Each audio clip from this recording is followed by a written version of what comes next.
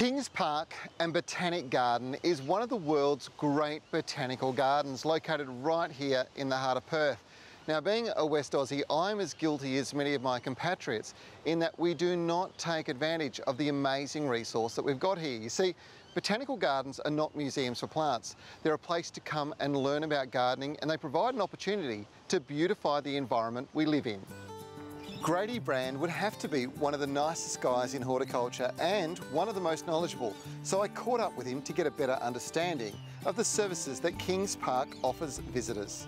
What we find is we get so many people who are asking questions about difficult to garden situations like shady spots. Are there West Australian plants that do well in shady spots? There are, Trevor. I suppose WA is so diverse, and it's like just looking at some of those natural ecosystems and pulling out plants that do survive naturally in those shady. They've already adapted to it. Yep. And there's many examples that you can apply to your home garden. And you've consistently sort of demonstrated that with the plantings throughout the gardens here. Yeah, just over time you work out which ones work and which ones don't, and you just roll with it, really.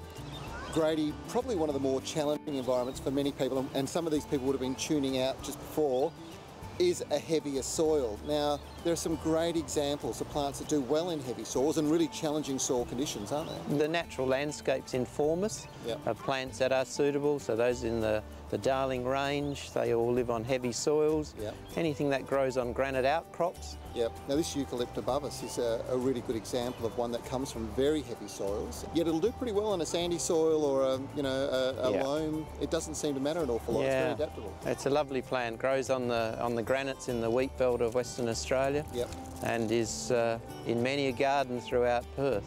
And, you know, probably a lot of it, again, due to the inspiration of seeing them perform here at Kings Park and being able to walk around and then see the botanical name, be able to track it down in the nursery. Yeah, look, it's one of the major things Kings Park does, of just that promotion and education and inspiring.